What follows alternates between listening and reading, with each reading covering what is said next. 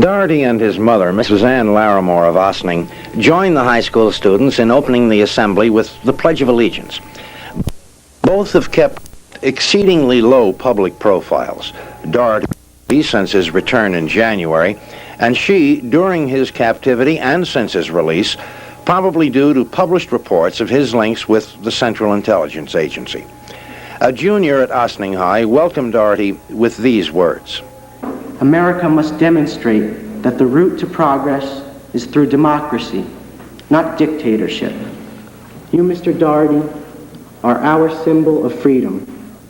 Doherty was given a plaque, including a newspaper account of the school students' campaign last year to keep alive interest in the plight of the hostages. What I would like to do is say thank you.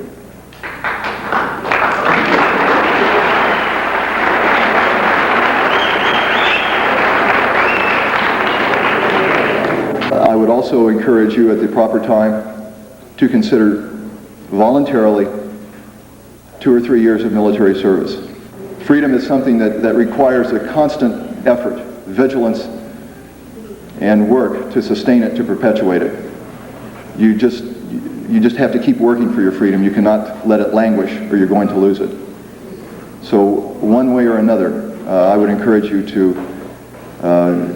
through the military or through some sort of civic action, to get involved in the affairs of your country and to work to make it stronger, because it is indeed the greatest country on the earth. Backstage during a break between assemblies, Doherty told me, I've just experienced their love and their concern, and it's quite an emotional experience. generation gap? I don't think so. I asked Doherty how he thought the youngsters reacted to his suggestion they consider voluntary military service. He said, I think it took them by surprise, but I think it got them thinking about it. And he said, that's what I intended to do. Bill Ryan, News 4, Ossining.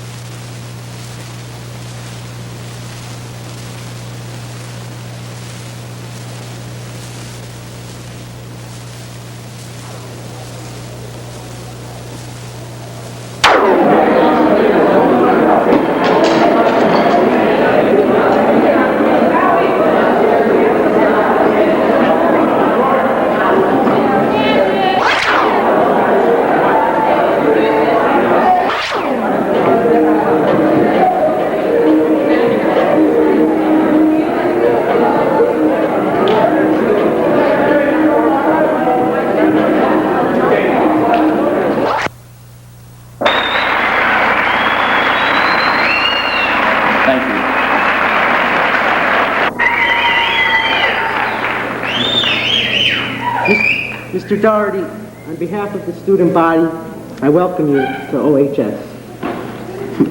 On that day, weeks ago, when our new president was taking the oath of office, and you and the other ex-hostages were on your way home, many Americans had a great feeling of joy. Freedom had been restored. For months, people were united in prayer in hope of your return.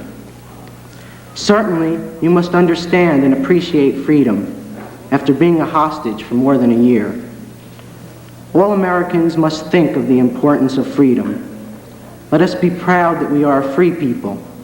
Let us pray and hope for the millions of people who are not free. Let us always denounce those who take away freedom and remember those who have suffered to create freedom. Our nation's goal must be to promote freedom and liberate those who are not free. And the struggle is not ours alone. Just last week, we saw Spain survive a coup attempt and remain democratic. There are other leaders, along with ours, who believe in democracy. King Juan Carlos prove that democracy can be established throughout the ordeal. And right here at Ossining, under the leadership of Mrs. Carmenucci, we had a public awareness campaign. And this is the article about our effort. I present this to you with my heartfelt gratitude.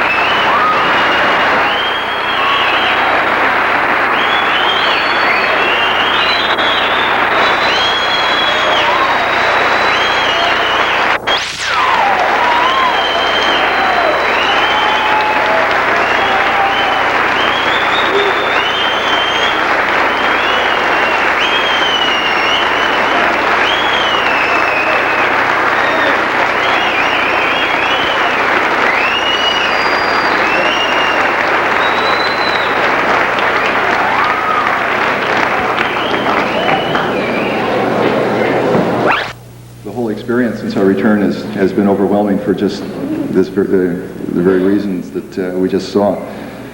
I'd like to thank you for allowing me to be your guest this morning, for your invitation to come and talk to you. Thank you sincerely for your prayers, for your thoughts, for the fact that we were never very long absent or far removed from your hearts, for all the thousands of letters that you sent to us. The few that did trickle down to us were very representative of all the letters. So you need to feel that just because yours were among the thousands that were burned, that they're not appreciated. This was truly a situation, the letters, in which the thought was just as important as the actual deed. My own personal feeling that all the letters that you sent, as well as all the demonstrations of support that you gave to us over here with the yellow ribbons and the campaigns and the petitions, showed the Iranians that you cared about us and that you were not going to be very happy if they did anything to us. And it frightened them, I think. They became, after January or so, I think, much more careful about the way they treated us. Because they knew that you cared. They knew that we were in your hearts and that you were not going to forget us, that you supported us. So for myself and for my 51 other colleagues, I sincerely thank you from the bottom of my heart.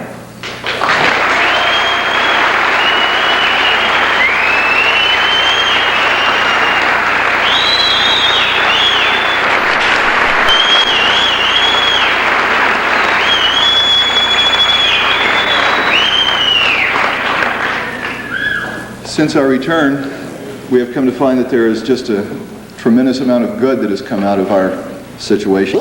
That's almost mind-boggling, and it's very difficult for us to comprehend. But we are nonetheless, again, very, very gratified that what we went through had some positive outcome. I'm particularly pleased with the effect of what our country is doing. And I know now that over the last 15 months, the activities of the American government were a daily interest and a continuing interest on the part of all Americans of all ages. This is a very positive thing, and I think it's most important. There's some jobs in government that are very, very rewarding, and there's some people that are just absolutely marvelous to work with. And if you get the right job and you're doing the right thing, you'll certainly feel a sense of pride in that you're doing something for your country as well as for yourself.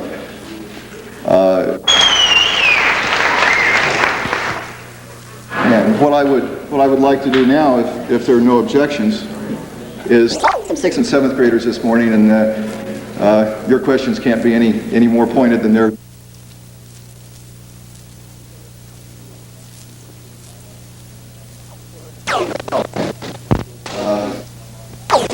And do all kinds of things like build houses, in my mind, decorate.